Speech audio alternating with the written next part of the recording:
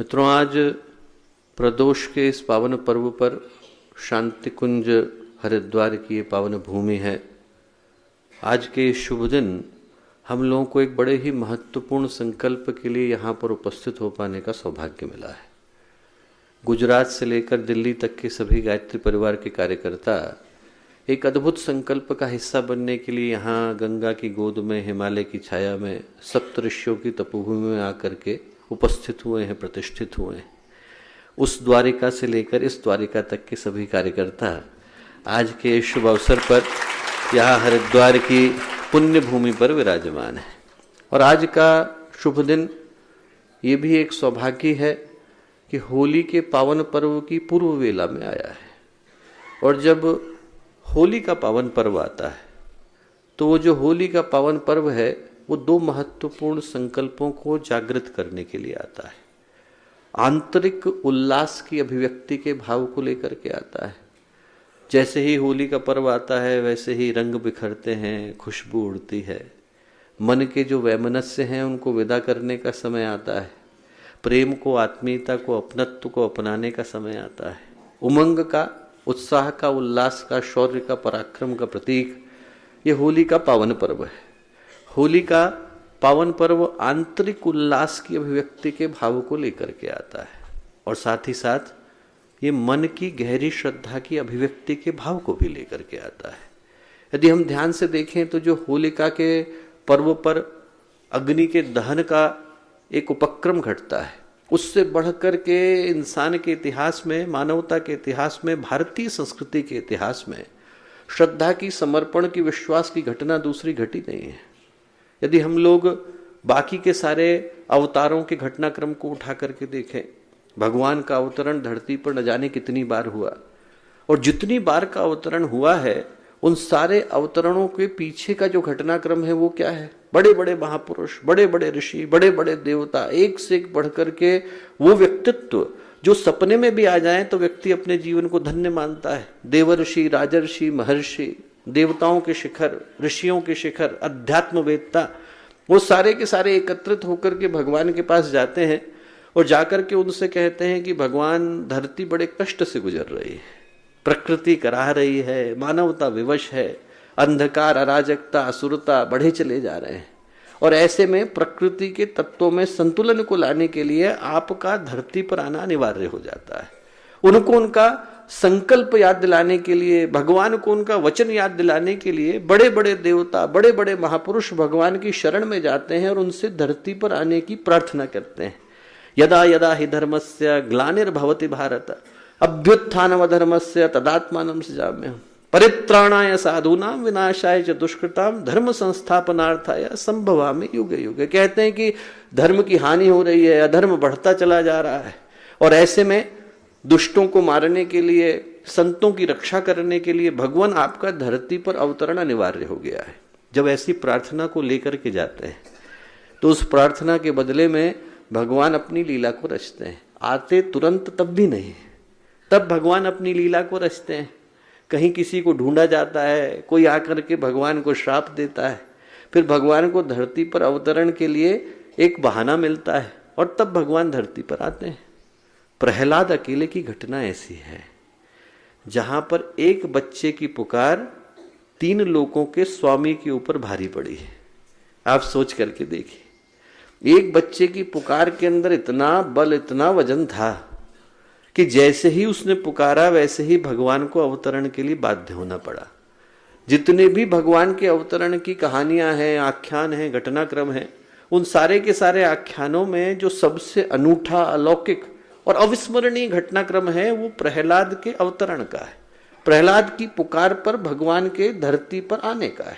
वो जो नृसिंह अवतार का अवतरण है जिसमें भगवान खंबा फोड़ करके निकलते हैं और प्रहलाद की पुकार पर निकलते हैं, छोटे से बच्चे की पुकार पर निकलते हैं, वो इस बात का प्रतीक है और इस बात का प्रमाण है कि यदि व्यक्ति की श्रद्धा अभिव्यक्त हो जाती है तो उसके शब्दों में, भावों में, कर्मों में, प्राणों में उस शक्ति को, उस ताकत को, उस बल को, उस सामर्थ्य को भर देती है जिसको हटा पाने की, झुका पाने की, दबा पाने की सामर्थ्य उस तूफान में भी नहीं होती है जो पर्वतों को उखाड़ करके फेंक देता है।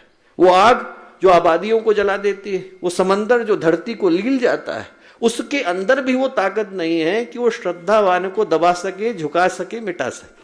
क्यों? क्योंकि श्रद्धावान के पास खोने को कुछ बचा ही नहीं। जिसने अपने को ही खो दिया, जिसने अपने होने का अधिकार, अपने अस्तित्व का अधिकार भी गुरु के चरणों में समर्पित कर दिया, उससे आप छीनोगे क्या? जो शून्य होने का साहस रखता है वो अनंत होने की संभावना भी सुरक्षित रखता है।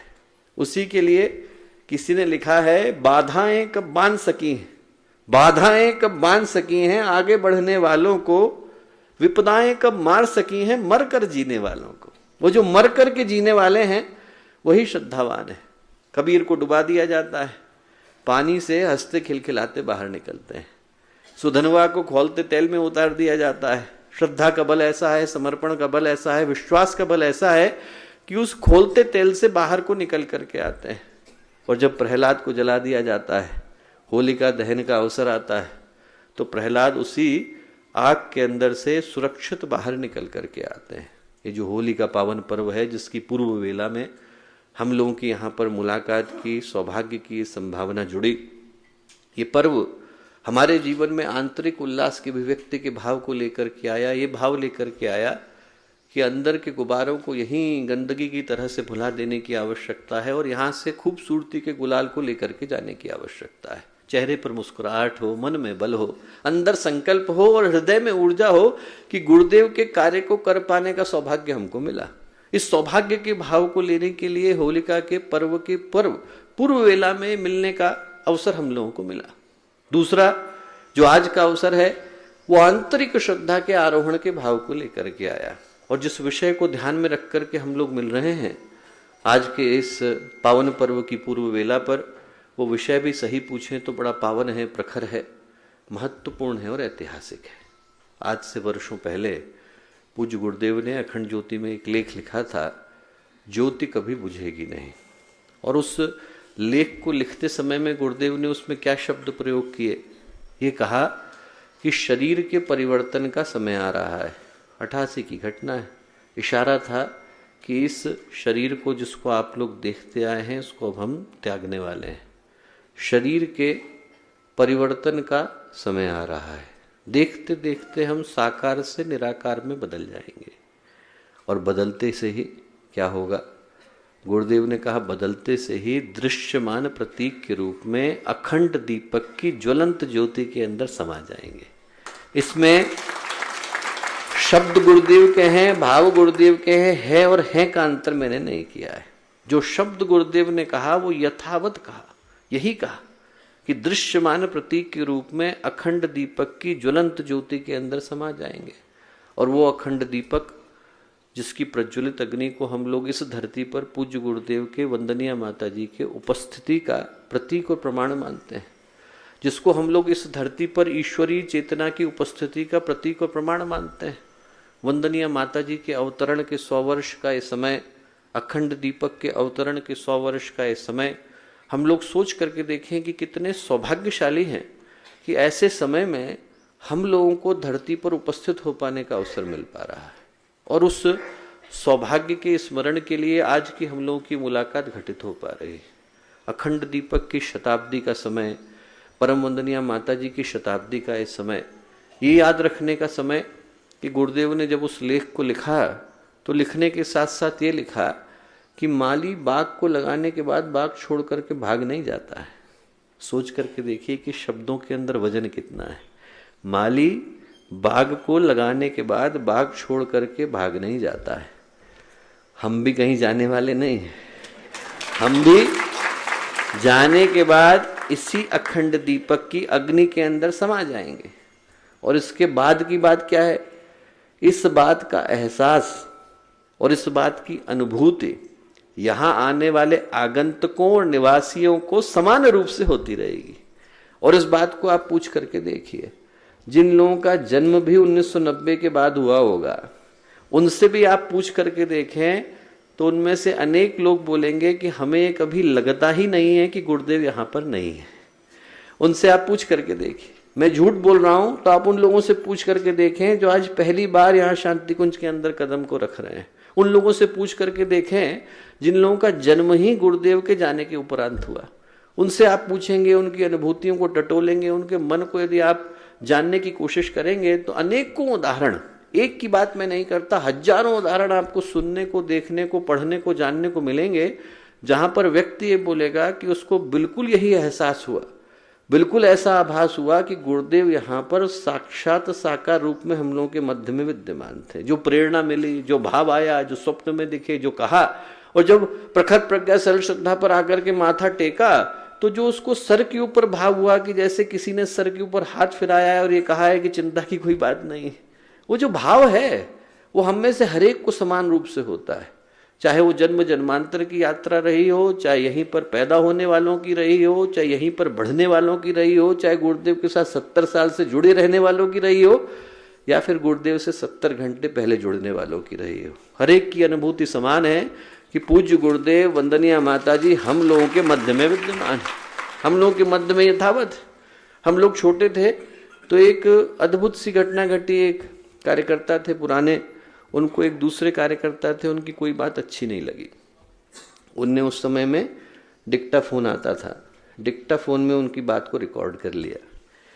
रिकॉर्ड करके गुरुदेव के पास गए और गुरुदेव से कहा कि गुरुदेव देखिए वो ऐसा बोल रहा था, और उन्होंने कहा डिक्टाफोन के अंदर आप सुन लीजिए। गुरुदेव मुस्कुराए। गुरुदेव ने डिक्टाफोन को धीरे से दूसरी तरफ को हटाया, बोले बेटा शांति कुंज में क्या घट रहा है ये जानने के लिए मुझे तेरा टेप रिकॉर्डर सुनने की आवश्यकता नहीं। बोले शांति कुंज मेरा शरीर है, इस पर मक्खी भी बैठती है तो मुझे पता चल जाता है। आप सोच करके देखिए, ये शांति कुंज जिसके अंदर हम लोग उपस्थित हैं, गुरुदेव ने अपना शरीर कह करके पुकारा, और उस शरीर के अंदर गुरुदेव ने अपनी उपस्थिति को जिस स्थान पर कह करके पुकारा वो अखंड दीपक है। और उस अखंड दीपक के धरती पर आने के 100 वर्ष के एक महा अनुष्ठान को हम लोग मनाने के लिए जा रहे हैं।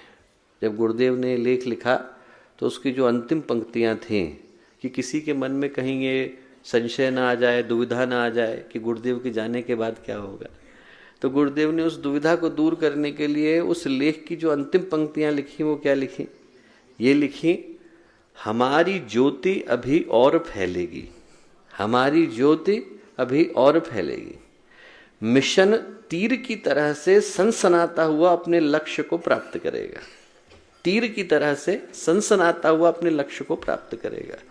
और इन शब्दों को दोस्तों हमें संदेश की तरह से भी अपनाने की जरूरत है और निर्देश की तरह से भी। गुरुदेव ने कहा हमारी ज्योति और फैलेगी।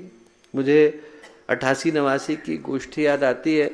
गुरुदेव के पास लोग पहुंचे, और सामान्य रूपेण क्या होता है कि जब गोष्ठी के लिए लोग जाते हैं तो अलग अलग समय में आते हैं, सब एक साथ पहुंचते नहीं हैं, तो लोग धीरे धीरे करके बैठते हैं। फिर जब सबके बैठने की व्यवस्था हो जाती है तो गायत्री मंत्र, फिर बात आगे की शुरू होती है। अभी लोग अंदर घुसे नहीं थे और पूरी तरह से बैठे नहीं थे, और गुरुदेव ने बात करनी शुरू कर दी। गुरुदेव ने कहा बेटा आज की सुबह हमारा युग निर्माण का जहाज हरिद्वार से निकल चुका है, ये अपने लक्ष्य को बिना किसी दुविधा के प्राप्त करेगा। रास्ते में तूफान आएंगे, झंझावात आएंगे, आंधी आएंगी, चक्रवात आएंगे, तुम में से हर व्यक्ति अपने मन को मजबूत रखना, अचक मचक मत करना। गुरुदेव के शब्द हैं, गुरुदेव ने कहा अचक मचक मत करना, ज्यादा हिलना नहीं, पैर जमा करके रखना, मैं सब ठीक कर दूंगा, पैर जमा करके रखना, मैं सब ठीक कर दूंगा। और क्या बोले, अंतिम लाइन बोले, वही होगा जो मैंने कहा है, उसके अलावा और कुछ मैं होने नहीं दूंगा। वही होगा जो मैंने कहा है, उसके अलावा और कुछ मैं होने नहीं दूंगा। तो गुरुदेव ने जब कहा कि हमारी ज्योति और फैलेगी, तो इस बात को हमें संदेश की तरह से भी लेने की आवश्यकता है। कहने का अर्थ यह है कि गुरुदेव ने जो कहा वही होगा, और इसको हमें निर्देश की तरह से भी लेने की आवश्यकता है कि जो उनने कहा वो हमें करने की आवश्यकता है, उनकी ज्योति को और फैलाने की आवश्यकता है। जो ये ज्योति कलश यात्रा है, इसका आशय, इसका उद्देश्य बड़ा सीधा सरल स्पष्ट है। 100 वर्ष की जो गुरुदेव की तप साधना थी, उस तप साधना का लक्ष्य एक ही था कि अखंड दीपक की ज्योति को अखंड रखा जाए। और उस अखंड को प्रचंड बनाने का दायित्व हम लोगों का है। उस अखंड प्रकाश को प्रचंड बनाने के लिए ज्योति कलश की यात्रा जन जन तक पहुंच रही है। जो उद्देश्य है वो यही कि गुरुदेव की जो ज्योति थी, गुरुदेव की जो साधना की ज्योति थी, तप की ज्योति थी, उनके पुण्य प्रताप की ज्योति थी, उनके व्यक्तित्व की कृतित्व की ज्योति थी, उनके कर्मों की जो ज्योति थी, उनने जो किया, उनने जो कहा की ज्योति थी, उनके कर्मों की जो ज्योति थी, उनने जो किया, उनने जो कहा, उनने जो करा, उनने जो लिखा, उनने जो बोला और जो स्वप्न उनने दिखाया कि मानवता का भविष्य इस तरह का होने की आवश्यकता है, उसको जन जन तक पहुंचाने की आवश्यकता है। ज्योति कलश यात्रा का उद्देश्य बड़ा सीधा सरल स्पष्ट है कि न जाने कितने घर ऐसे हैं जो छूट गए हैं, जिन तक अभी गुरुदेव की आवाज को पहुंचाना शेष रह गया है। उन घरों तक गुरुदेव को पहुंचाने के लिए ज्योति अवतरण की, ज्योति कलश की यात्रा निकल रही है। जो भाव है वो ये कि इस ज्योति कलश यात्रा के माध्यम से ऐसी ज्योति जन्म ले, अनेकों ज्योतियां जन्म ले, उनसे ऐसा प्रकाश जन्म ले कि उस प्रकाश के आगे धरती से लेकर अंतरिक्ष, लोगों के मनों से लेकर लोगों के घरों तक जो अंधकार फैल गया है, उसको नतमस्तक होने के लिए विवश होना पड़े। जो भाव है वो यही कि अंधेरे को परास्त करने के लिए अनेक ज्योतियों का एक साथ जलना अनिवार्य हो जाता है। और जब हम ज्योति अवतरण की, ज्योति कलश की यात्रा को लेकर के चलें तो क्या करने की आवश्यकता है? बड़ा सीधा सरल सा भाव यह है कि रास्ते में पड़ने वाले हर व्यक्ति को जोड़ना और हर केंद्र को जगाना अनिवार्य है। जागना और जोड़ना, दो ही उद्देश्य। लोगों को जगाने का प्रयत्न करना और लोगों को जोड़ने का प्रयत्न करना। जगाने की दृष्टि से क्या करने की आवश्यकता है? जगाने की दृष्टि से ये करने की आवश्यकता है कि जो सोते केंद्र हैं उनको जगाए, जो सोती गतिविधियां हैं उनको जगाए। यदि कहीं पर ज्ञान घट था, बंद हो गया है, जगाने की आवश्यकता है। कहीं पर प्रज्ञा मंडल था, सुषुप्त हो गए, जगाने की आवश्यकता है। कहीं पर महिला मंडल थे, युवा मंडल थे, अभी गतिशील नहीं है, निष्क्रिय हो गए, जगाने की आवश्यकता है। कहीं पर चल पुस्तकालय चलते थे, झोला पुस्तकालय चलते थे, दीवार लेखन होता था, नहीं होता है, करने की आवश्यकता है। समयदान की परंपरा थी, अंशदान की परंपरा थी, घर घर में जाकर के यज्ञ संस्कार मनाने की परंपरा थी, सुषुप्त होती दिख रही है, करने की आवश्यकता है। सोती गतिविधियों को जगाने की आवश्यकता है, सोते केंद्रों को जगाने की आवश्यकता है और सोते व्यक्तियों को जगाने की आवश्यकता है। चार ही तरह के लोग मुझे लगता है कि गायत्री परिवार में आपको देखने को मिलते हैं। पहले तो वो हैं जिनकी सांसों में गुरुदेव बसे हुए हैं। सुबह उठेंगे तो उनको गुरुदेव दिखेंगे, रात सोएंगे तो गुरुदेव दिखेंगे। उनकी सांसों में जो सुमिरन चलती है वो सिर्फ गुरुदेव की आवाज की और माता जी की आवाज की चलती है। इसके अलावा ना उनको कुछ दिखता है, ना सूझता है, ना करने का मन करता है। दूसरे वो हैं जो कार्यक्रम के समय में गतिशील हो जाते हैं पर बाकी के समय में सो जाते हैं। उनको आगे की पंक्ति में लाने की आवश्यकता है। उनको ये याद दिलाने की आवश्यकता है कि गुरुदेव ने कहा था कि हर क्षण ही कार्यक्रम है। हमें कार्यक्रम की प्रतीक्षा करने की आवश्यकता नहीं, हमें तो हर दिन को एक नया कार्यक्रम लेने की आवश्यकता है। तो गायत्री परिवार के पहले कार्यकर्ता तो वो जिनकी सांसों में गुरुदेव बसे हैं। गायत्री परिवार के दूसरे कार्यकर्ता वो जो कार्यक्रम के समय में जागृत हैं पर बाकी के समय में सो गए हैं, उनको जगाने की आवश्यकता है। गायत्री परिवार के तीसरे वो जो कभी बहुत जागृत हुआ करते थे पर अभी विभिन्न कारणों से उतने गतिशील नहीं, उनको खींच करके लाने की आवश्यकता है। छोटी छोटी बातें हैं, किसी के मन में रह गई होंगी, पर गुरुदेव तो एक ही, उद्देश्य तो एक ही, हमारा है नहीं, आपका है नहीं, गुरुदेव का है। तो ऐसे उद्देश्य को आगे बढ़ाने के लिए हम लोग क्या कर सकते हैं? मुझे याद है कि वर्षों पहले यहाँ पर बड़े एक सम्मानित कार्यकर्ता रहते थे, किसी कारण से जाना पड़ा तो लोग उनके पास गए और उनसे बोले कि आप शांतिकुंज के विषय में कुछ बुरा बोलिए। गुजरात के ही कार्यकर्ता थे। वो बोले जिस मुंह से पान खाया है उससे गोबर नहीं खाऊंगा, जिस मुंह से गुरुदेव का नाम लिया है उस मुंह से, मेरे मुंह से गलत बात नहीं निकल सकती। आप सोच के देखिए, ये जो भावना है व्यक्ति के अंदर कहीं गहरी बसी है कि हो सकता है कि हमारी इस केंद्र के साथ न बनती हो सकता है कि हमारी और इनकी आपस में भावना न बनती हो, पर गुरुदेव के प्रति सबकी भावना एक है। तो उनको कहने की आवश्यकता है कि आप केंद्र मत सोचो, व्यक्ति मत सोचो, आप गुरुदेव सोच करके आगे काम करो। तीसरे वो है जिनको इस दृष्टि से आगे लाने की आवश्यकता है और चौथे वो हैं जिनने कभी न कभी गुरुदेव का नाम कहीं ना कहीं सुना है, किसी न किसी रूप में सुना है। उनके घर में अखंड ज्योति आती थी, अभी नहीं आती है। कभी वो यहाँ संस्कार करा करके गए हैं, बहुत दिन से आए नहीं है। कभी वर्षों पहले यहाँ से गुजरे थे, रुके थे, ठहरे थे, पर अब नहीं आ पाए। ऐसे सभी लोगों को जो गायत्री परिवार से परिचित हैं, उनको अभिन्न अंग बनाने की आवश्यकता है। इन 4 पर ही हम लोग मेहनत करें दोस्तों, तो न जाने ऐसे कितने घर हैं जिनके पास हम लोग सहजता से पहुंच सकते हैं। इन्हीं 4 के ऊपर मेहनत करने की, इनको आगे बढ़ाने की, इनको इस ज्योति कलश यात्रा का अंग बनाने की आवश्यकता है। जागना और जोड़ना, और जागना और जोड़ने के साथ साथ भाव ये होगा कि ज्योति कलश यात्रा जब घरों घरों में जाए, जिस केंद्र से गुजरे, जिस संस्थान से गुजरे, तो वहां पर लोग उस दिन ज्योति अवतरण के पर्व की तरह से उसको मनाएं। आज हमारे यहाँ से ज्योति का आगमन होने वाला है, और साधारण नहीं है। ये ज्योति वो ज्योति है जो गुरुदेव की 100 वर्ष की तप साधना के भाव को लेकर के आ रही है। तो जब वो आए तो हमारी तैयारी भी उसी अनुरूप होनी चाहिए। हम लोगों के स्वयं के अनुष्ठान हुए हों, हम लोगों ने खुद ने अनुष्ठान किया हो, जगह जागृत हो, उसके संस्कार इस योग्य हो कि वहां पर गुरुदेव की चेतना, गुरुदेव की ज्योति प्रवेश कर सके। और जब वो प्रवेश कर सके तो वहां पर दीप यज्ञ हो, संस्कार हो, साथ साथ मिल करके लोग एक दूसरे के साथ बातचीत करें और आगे की योजना का निर्धारण करें। तो सिर्फ ये नहीं कि वहां पर कलश की यात्रा पहुंचे और पहुंचने के बाद लोग प्रणाम करें और अपने अपने घरों को जाएं। उद्देश्य यह है कि जब पहुंचे तो पहुंचने से पहले की यात्रा हो जाए, पहुंचने से पहले हर व्यक्ति को पता चल जाए कि यहाँ पर गुरुदेव की चेतना को लेकर, गुरुदेव की ज्योति को लेकर की यात्रा पहुंच रही है। तो उसी के अनुरूप हमें व्यवस्था बनाने की, जगह को जागृत करने की आवश्यकता है।